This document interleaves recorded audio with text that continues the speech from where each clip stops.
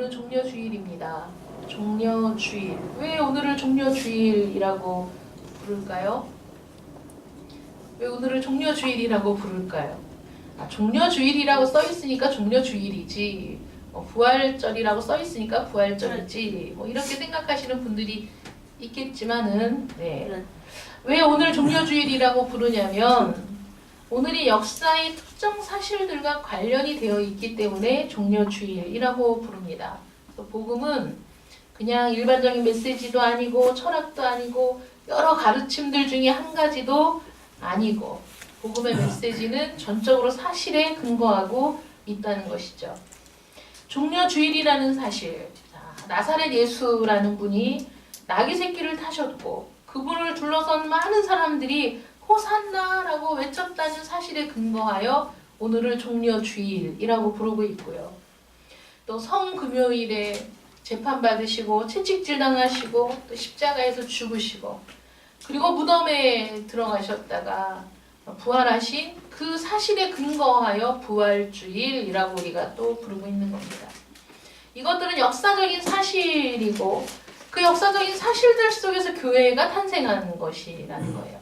어느 날 교회라는 것이 어떤 집단에 의해서 아무도 모르는데 어느 순간에 생겨난 이게 교회가 아니라 역사적인 그 사실과 토대 속에서 교회라는 것이 탄생했다는 것이죠. 그래서 역사적인 순서를 보면 종려주일이 지나고 고난주간을 거쳐서 부활주일이 지나고 그리고 그 부활하신 주님을 목격한 많은 사람들을 통해서 이 땅에 오순절이라는 성령의 역사를 통해 교회가 이제 세워지게 되었다라고 사도행전은 기록하고 있습니다. 그래서 우리는 그 교회에 대해서 지금 사도행전을 통해서 알아가고 있는 중인데, 사도행전의 교회, 우리가 알고 있듯이 초대교회 성도들은 자신이 그리스도인이 되었다는 사실을 여러 가지로 증명해내었는데, 그 중에 오늘 우리 제목처럼 순전한 마음이 있었다는 거예요. 이 순전한 마음은 한마디로 얘기하면 일편단심, 그러니까 순수하고 진정한 마음, 진실된 마음 이런 뜻이 있어요. 그래서 강력하게 표현하자면 일편단심인 마음들이 모여서 하나를 이루었다는 거예요. 이 초대교회 그리스도인들은 그런 마음들이 있었다는 거죠. 그런 하나됨, 녹아짐, 그래서 분리할 수 없는 연합을 경험하면서 이들이 함께 음식을 먹고 함께 성찬을 하고 함께 예배를 드리는 그런 모습들을 초대교회 성도들을 통해서 발견할 수 있다는 거예요. 그래서 예루살렘의 그리스도인들은 모두 한 마음이었다. 놀라운 연합을 경험하고 있었다. 그것을 순전한 마음이라고 지금 성경은 기록하고 있다는 거예요. 우리 주님께서는 아버지와 내가 하나이듯이 저들도 우리 안에 하나가 되게 하옵소서 이렇게 이제 기도를 드렸었거든요. 근데 지금 이 초대교회는 그 주님의 기도가 그대로 이루어진 모습을 보여주고 있는 겁니다. 이들은 기질도 다르고 배경도 다르고 성장 환경도 다르고 이들은 모든 것이 다 달랐는데도 이렇게 기가 막히게 하나가 돼서 연합을 이루었다는 것이 굉장히 놀라운 일이죠. 바울은 한때는 편협하고 또 난폭하기까지 했던 유대인이었지만 이방인의 사도로 변화되어서 이렇게 얘기합니다. 거기에는 헬라인이나 유대인이나 할레파나 무할레파나 야만인이나 수구디아인이나 종이나 자유인이 차별이 있을 수 없다니 오직 그리스도는 만유시요 만유 안에 계시니라 이렇게 얘기하거든요. 그리스도 예수 안에서 모두가 하나라는 거예요. 근데 이 세상은 어떻습니까? 이 세상은 완전히 분열되어 있죠. 계급과 집단과 계층으로 나누어져 있고 그런데 교회는 하나라는 거예요. 그러니 교회와 세상은 당연히 다를 수밖에 없죠. 보여지는 모습들도 다를 수밖에 없습니다. 그리스도께서 이 세상에 다시 오실 때 어떤 모습일지를 초대교회는 미약하지만 보여주고 있는 거예요. 우리는 사실 천국의 모형이 교회다. 그러면 교회는 사실 천국의 모습을 보여주는 곳이어야 되거든요. 근데 초대교회 때 교회의 모습은 우리 주님이 다시 오셨을 때 이 세상이 어떤 세상이 될지를 수많은 세상 사람들에게 맛을 보여주고 있다는 거예요. 어떤 것으로 보여주고 있냐면 예수님이 이 세상에 다시 오실 때, 그래서 영광스러운 나라를 세우실 때 세상을 정복하실 때, 그래서 이 세상의 모든 전쟁이 그치고 그리고 참된 평화로 다스려지는 세상이 될 때, 그때의 모습을 보여주고 있다는 거예요. 주님이 이렇게 말씀하시죠. 난리와 난리, 소문을 듣겠으나 끝은 아니야 라고 말씀하시는 걸 봤을 때 이 세상이 종말을 향해서 가면 갈수록 이 세상에는 점점 더 난리와 난리, 소문이 무성하고 전쟁이 그치지 않는 세상이라고 분명히 주님은 말씀하셨거든요. 지금 이 세상을 보세요. 전쟁이 그칠 날이 없습니다. 분쟁이 그칠 날이 없습니다. 소요가 그칠 날이 없습니다. 문명이 발달하고 교육 수준이 높아졌어도 여전히 분쟁과 소요가 그치지 않는 복잡한 세상이죠. 근데 주님께서 이 세상에 오실 때에는 모든 전쟁을 다 그치게 하신다는 거예요.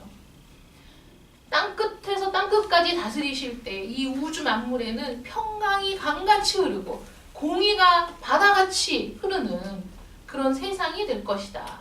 그런데 그 모습을 지금 예루살렘 교회가 보여주고 있다는 거예요. 그러면 한 가지 의문이 생기죠. 이들이 어떻게 이렇게 대단한 연합된 모습을 보여줄 수 있었을까? 지금보다도 더 그 극심한 격차를 보여준 사람들이 모인 거거든요. 종과 상전. 그러니까 노비들도 상전들도 한자리에 모여서 떡을 떼고 음식을 먹는 일이 가능한 일이겠습니까? 지금 생각해도 불가능한 일이죠. 군인이 또는 세리가 아니면 그 정말 비천한 자들이 계급과 출신 성분이 또 성장 배경이 다른 그 많은 사람들이 모여서 함께 떡을 떼며 하나님을 찬미하며 이런 일들이 일어나고 있다는 거예요. 많은 사람들이 칭송을 받았어요. 어떻게 이런 일들이 일어날 수 있느냐? 이들 각자가 순전한 마음을 가졌다는 거예요. 그 순전한 마음은 하나님께로 향한 순전한 마음이죠. 각 사람이 하나하나가 그런 순전한 마음을 가진 상태에서 연합이 되었기 때문에 그 연합은 많은 세상 사람들에게 놀라움과 경탄의 대상이 될 수밖에 없었다는 거예요. 주님께서 말씀하십니다. 눈은 몸의 등불이니 그러므로 내 눈이 성하면 순전하면 온몸이 밝을 것이요 눈이 나쁘면 온몸이 어두울 것이다. 그러니까 사람들이 복음을 믿을 때 복음은 이들의 삶을 하나가 되게 하고 순전하게 하는 거예요. 사람들은 언제나 모든 것을 복잡하게 만들죠. 여러분 중세시대 말기에 로만 카톨릭 교회의 모습을 보세요. 얼마나 화려하게 짓고 성직자들은 좀 더 화려한 예복들을 입고 그리고 그 예식을 거창하게 거행하면서 인위적인 거룩함을 만들어냈지만은 교황은 그 가운데서 종교적으로 정치적으로 제왕이 되어가고 권력을 휘두르는 사이에 진정한 기독교의 모습은 점차 사라져버리고 구원의 확신이 없는 사람들로 가득한 교회가 됐죠.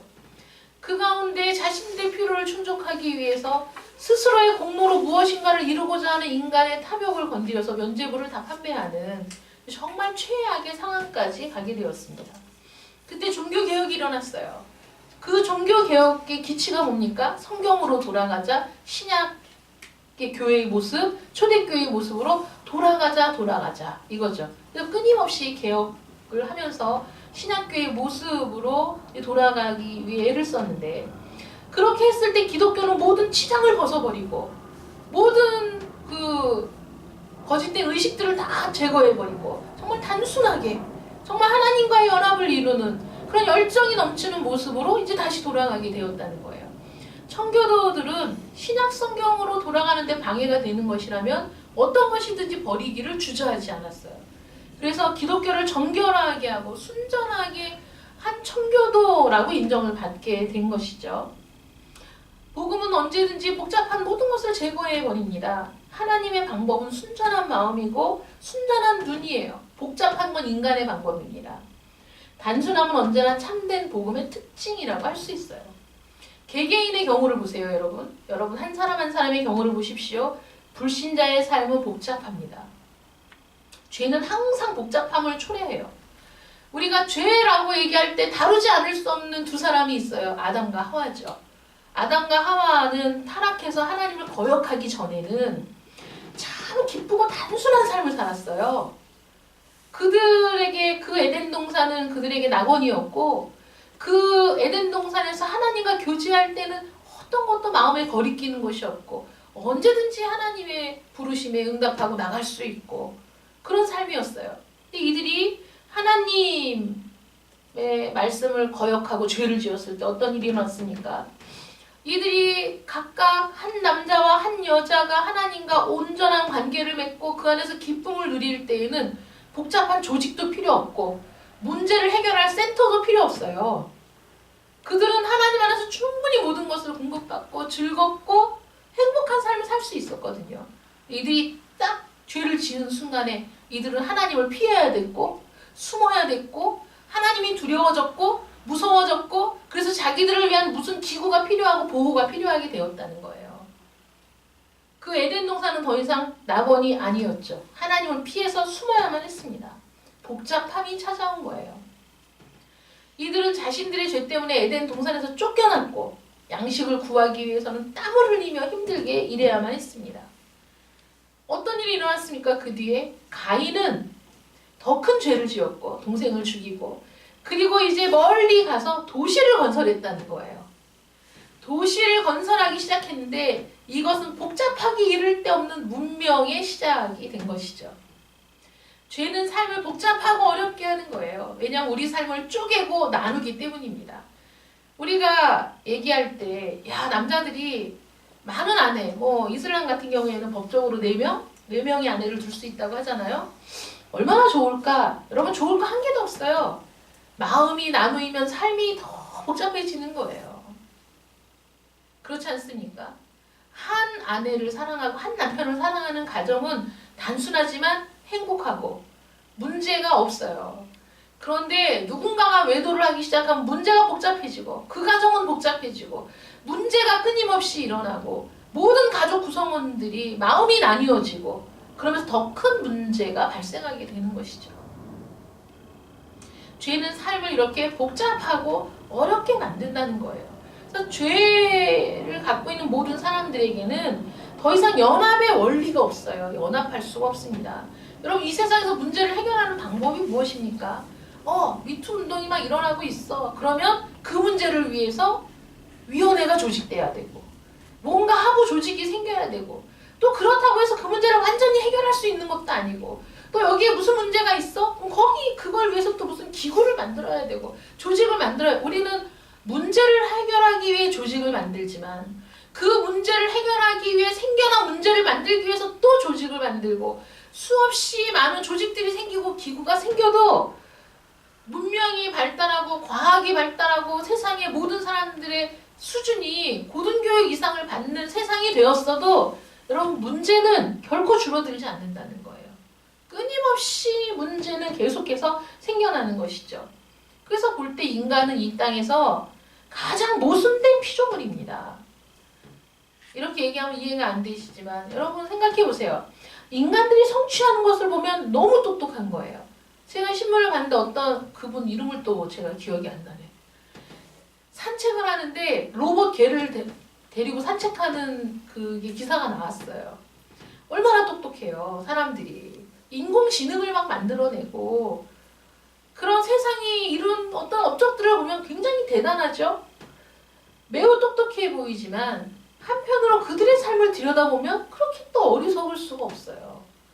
너무나 놀라운 일들을 해낸 사람이 어이없는 실수를 통해서 땅바닥에 곤두박질 쳐지는 일들이 얼마나 많습니까? 그럴 줄은 몰랐는데 왜 그런 일이 생기는 거예요. 인간은 분자를 제어하지만 자신을 제어하지 못합니다. 심지어는 나노까지 얘기하는 그런 시대가 되었지만 정말 복잡하고 정교한 기술로 무언가를 만들어내고 그것들을 제어하는 기술을 만들어내는데 반면 자기 자신을 제어하지 못해요. 자기 자신을 절제하지도 못합니다. 다스리지도 못합니다. 얼마나 어리석습니까? 우주의 큰 신비를 알고 깨달으면서도 때로는 짐승처럼 아니 오히려 짐승보다 더 못한 그런 삶을 살 때가 많습니다. 왜 그럴까요? 무엇이 문제입니까? 인간 속에 양립할 수 없는 요소들이 있다는 거예요. 양심이 있는데 양심대로 살지 못하고 이 인간의 이중성의 문제를 사도 바울은 로마서 7장에서 굉장히 정말 깊이 있게 다루고 있어요. 어떻게 얘기하냐면 원함은 내게 있으나 선을 행하는 것은 없다. 우리는 누구나 그래요. 자기 자신의 가치를 항상 자기보다 높게 본다니까요, 사람들이. 왜냐하면 생각은 항상 있거든. 바르게 살아야 된다. 옳은 일을 하며 살아야 된다. 도덕적으로 살아야 된다는 걸 다 알고 있어요. 그렇게 원하는 마음도 있어요. 그런데 정작 그렇게 못 살아. 그래서 그 격차가 심한 사람들이 사회에 충격을 주는 사건을 일으키는 거죠. 내 속사람으로는 하나님의 법을 즐거워하되 내 지체 속에서 한 다른 법이 내 마음의 법과 싸워서 내 지체 속에 있는 죄의 법 아래로 나를 끌고 간다는 거예요. 사도 바울이 탄식하는 거예요. 인간의 그 이중성을. 야, 이거 어떡하냐. 그래서 사도 바울이 뭐라고 얘기합니까? 오호라, 나는 곤고한 사람이로다. 늘 그런 싸움을 싸우는 게 우리 인간이라는 거예요. 내 안에 두 명의 나가 있어요. 원하는 나, 도덕적인 삶을, 옳은 삶을 추구하고자 하는 나도 있지만, 그러나 그 반대의 것들을 추구하는 그런 나도 있다는 것이죠. 늘 대립이 되고 싸워요. 보통의 사람들도 그런 거예요. 그런데 예수를 믿는 사람은 더하지, 그 싸움이. 우리를 항상 하나님의 법에서부터 우리를 빼앗아서 다른 쪽으로 시선을 돌리게 하는 그런 마음들이 우리 안에 있어서 하나님의 뜻대로 살지 못하게 만드는 그런 싸움을 우리가 싸우고 있는 겁니다. 그러나 사람들이 복음을 믿는 순간에 단순함이 찾아오는 거예요. 순전한 마음.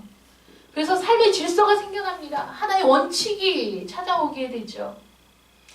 주님께서 이 일을 어떻게 다루시는지를 볼까요? 사람들은 그리스도인이 될 때 가장 중요한 것은 오직 하나, 바로 자신의 영혼이라는 걸 깨닫는 거예요. 그래서 우리의 모든 문제는 하나님과 나와의 문제로 압축되는 거예요. 이 세상에 있는 모든 문제가 아무리 복잡해도 그건 우리 죄의 결과물일 뿐인 거예요. 그 죄인인 내가 하나님을 만날 때 하나님과 나, 그 관계 속으로 집중될 때 우리의 삶이 단순해지는 거예요. 그래서 우리가 누군가를 용서가 안 돼서 괴로워요? 누군가를 사랑해야 되는데 사랑할 수가 없어서 괴로워요? 누구의 문제입니까? 나의 문제입니까? 아니면 잘못하고도 죄를 시인하지 않는 저 인간의 문제입니까? 그게 아닌 거예요. 하나님과 나 사이의 문제인 거예요. 그것을 깨닫게 될 때 우리의 삶이 단순해진다는 것이죠. 마르다와 마리아의 집을 찾으신 우리 주님의 이야기를 한번 볼까요? 그들이 길 갈 때 예수께서 한 마을에 들어가심에 마르다라 이름하는 한 여자가 자기 집으로 영접하더라. 그에게 마리아라 하는 동생이 있어 주의 발치에 앉아 그의 말씀을 듣더니 마르다는 준비하는 일이 많아 마음이 분주한지라. 예수께 나아가 이르되 주여 내 동생이 나 혼자 일하게 두는 것을 생각하지 아니하시나이까. 그를 명하사 나를 도와주라 하소서. 주께서 대답하여 가라사대. 여기에 이제 복음의 본질이 있는 거예요. 고통당하고 불행하고 패배한 모든 영혼에게 그분이 말씀하시는 거예요. 마르다에게만 말씀하는 것이 아니라 고통당하고 불행하고 패배한 모든 영혼에게 이렇게 말씀하시는 거예요. 마르다야, 마르다야. 내가 많은 일로 염려하고 근심하나 몇 가지만 하든지 혹은 한 가지만이라도 족하니라. 마리아는 이 좋은 편을 택하였으니 빼앗기지 아니하리라 하시니라. 이렇게 말씀하시거든요. 이게 무슨 말씀이죠? 마르다야, 내 문제는 내가 마음이 산만해서 이것도 하고 저것도 하려고 애쓰는 게 너의 문제야. 너는 나를 집으로 초대해놓고 그리고 내 말에는 귀를 기울이지 않는구나. 음식 대접에만 신경을 쓰고 있어. 네 마음이 나뉘어져 있다. 하지만 마리아는 생각이 하나야. 그 집에 오신 그 귀하신 주님의 말씀을 듣는 일을 너무 사모해서 그 한 가지의 마음을 쏟고 있다는 것이죠. 주님께서 이렇게 말씀하세요. 야, 사람이 만일 온 천하를 얻고도 제 목숨을 잃으면 무엇이 유익하리요? 무엇이 유익합니까, 여러분? 온 천하를 얻은 것이 무슨 유익이 있습니까? 자기 목숨을 잃으면 아무 소용이 없는 것이죠. 광범위한 과학 지식, 학식, 수없이 쏟아져 나오는 책들과 텔레비전과 라디오의 그 많은 프로그램들을 보십시오. 우리는 얼마나 많은 정보를 갖춘 유능한 존재입니까? 그런데 왜 실패하냐고요? 무엇이 문제냐고요? 이 세상에 있는 지식과 부와 다른 모든 것을 얻고서도 자신의 영혼을 잃는다면 무슨 유익이 있겠느냐 하는 거죠. 주님께서는 처음부터 이것을 강조하셨어요. 좁은 문으로 들어가라. 멸망으로 인도하는 문은 크고 그 길이 넓어 그리로 들어가는 자가 많다는 것이죠. 여러분 좁은 문으로 들어가십시오. 좁은 문은 다른 사람을 신경 쓸 겨를이 없이 내가 그 좁은 문을 들어가기 위해서는 그 문에 들어가는 일에 집중해야 됩니다. 영혼 외에는 아무것도 중요하지 않습니다. 이것을 깨닫는 것입니다. 모든 학식을 잊으세요.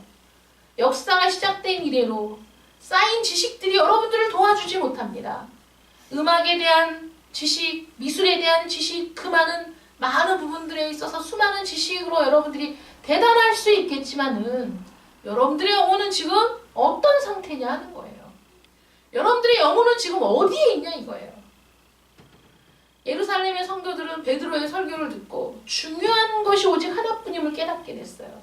뭔지 아세요?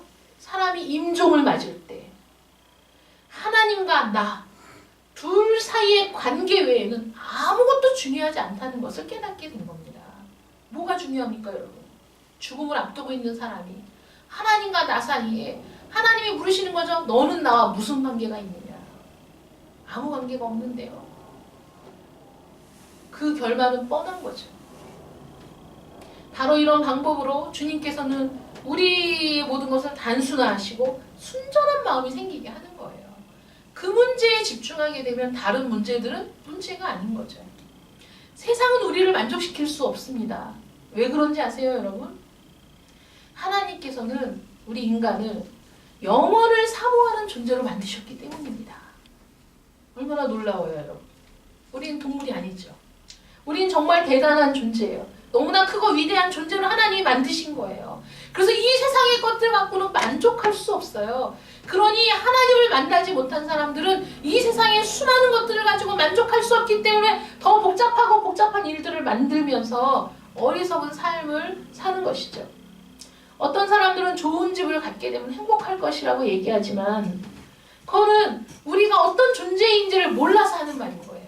어떤 존재라고요? 영원을 사모하는 마음을 주신 존재라는 거예요. 그러니 그 영원이라는 문제를 해결할 수 없을 때 우리는 아무 것을 가지고도 만족할 수 없다는 것이죠. 그러니까 그걸 만나지 못했을 때 알지 못하는데 우리 속에는 우리의 영혼이 끊임없이 영원을 갈망하거든요. 사모하거든요. 그게 채워지지 않으면 불안한 거예요. 마음이. 그 무엇을 갈망하고 있는데 세상은 그걸 줄 수도 없고 빼앗을 수도 없고 아무것도 할 수 없거든요. 참으로 그리스도께서 주시는 평안, 참으로 그리스도께서 주시는 그 만족이 없이는 우리 인간은 이런 절대적인 만족을 얻을 수가 없다는 거예요. 근데 초대교회 성도들은 이런 만족을 누리고 평안을 누렸다는 것이죠. 그래서 그들은 순전한 마음으로 기쁨으로 함께 모여 떡을 떼며 음식을 먹으며 성도 간의 교제를 나눌 수 있었다는 거예요. 그들은 하나의 큰 소원을 갖고 있어요. 여러 가지가 아니에요. 좋은 집을 갖고 싶다, 좋은 차를 갖고 싶다, 이런 소원이 아니었어요. 그들의 소원은 무엇인지 아십니까? 내가 그리스도와 그 부활의 권능과 그 고난의 참여함을 알려하여 그의 죽으심을 본받아 어찌하든지 죽은 자 가운데서 부활에 이르려 하는 것이 그들의 순전한 마음에서 나오는 간구였다는 것이죠. 그리스도인들은 생각도 하나고 소원도 하나고 동기도 하나입니다. 그것은 나를 위해 죽으시고 내게 천국의 문을 열어주신 그분을 찬양하며 사는 것이죠. 온 삶이 단순해집니다. 여러분들의 감정은, 여러분들의 의지는, 여러분들의 지성은 순전합니까? 마르다는 세상의 전형을 보여주고 있는 거예요. 산만하고 분주하고 안달하다가 자신에게 주어진 그 좋은 기회를 놓쳐버리는 그런 사람이죠. 영광의 주님이 거기 계시지만 마르다는 너무 바빠요. 너무 분주해요. 여러분들이 가장 많이 하는 말이 뭐죠? 바빠요. 분주해요. 정신이 없어요. 순식간에 일주일이 지나가요. 뭐라고 그렇게 바쁜데 뭐라고 살았는지 또 몰라요. 그렇게 바쁘게 사는데 일주일 동안 내가 뭘 했는지 생각도 안 나. 그런 바쁜 삶을 살고 있어요. 마르다는 바빴어요. 그분은 식사를 하러 오신 것이 아니라 천국 복음을 가르치러 오신 거예요. 여러분은 마리아처럼 그분의 발 앞에 앉아 있습니까? 주님이 마르다에게 하신 말씀을 기억하십시오. 한 가지만이라도 족하니라. 한 가지면 된다는 거예요. 분주하게 뛰어다니던 것을 멈추고 읽던 것을 멈추고 논쟁을 그치고 마리아처럼 주님 앞에 앉으시기를 축원합니다. 아멘. 그분에게 귀를 기울이면 그분이 여러분들에게 말씀하실 거예요. 수고하고 무거운 짐진 자들아 다 내게로 오라. 내가 너희를 쉬게 하리라. 나의 멍에를 메고 내게 배우라. 그러면 너희 마음이 쉼을 얻으리니. 그 은총을 누리는 여러분들 되시기를 축원합니다. 아멘. 기도하겠습니다. 사랑의 하나님 감사합니다. 우린 참으로 너무 바빴습니다. 분주했습니다. 정신없이 살았습니다. 마음을 주어야 할 것에 마음을 주지 못했고 시간을 드려야 할 일에 시간을 들이지도 못하면서 그렇게 바쁘게 살았습니다. 이 세상은 바쁘게 살아도 쉼이 없고 이 세상은 열심히 살아도 만족이 없습니다. 주님을 만나야 됩니다. 우리에게 가장 중요한 것이 무엇인지 깨달아야 됩니다. 우리의 영혼의 현주소는 어디입니까? 우리의 영혼은 주님을 만났습니까? 하나님 앞에 있습니까? 아니면 이 세상에서 방황하고 있습니까? 주님께서는 한 가지만이라도 족하다 말씀하십니다. 하나님, 정말 분주하게 뛰어다니던 것을 멈추고 바쁘다고 외치며 쉴 틈 없이 살아온 우리의 인생을 잠시 멈추고 주님 발 앞에 앉기를 원합니다. 아멘. 그 말씀에 귀 기울이기를 원합니다. 아멘. 우리 영혼의 안식을 누리기를 원합니다. 참 만족을 누리며 평강을 누리기 원합니다. 하나님 이 시간에 우리를 만나주시고 정말 우리 인생의 마지막 종말에 하나님과 나 외에 그 어떤 것도 의미가 없다는 것을 기억하게 하여 주셔서 우리 주님으로만 만족한 삶이 되게 하여 주시옵소서. 아멘. 예수님의 이름으로 기도드립니다. 아멘.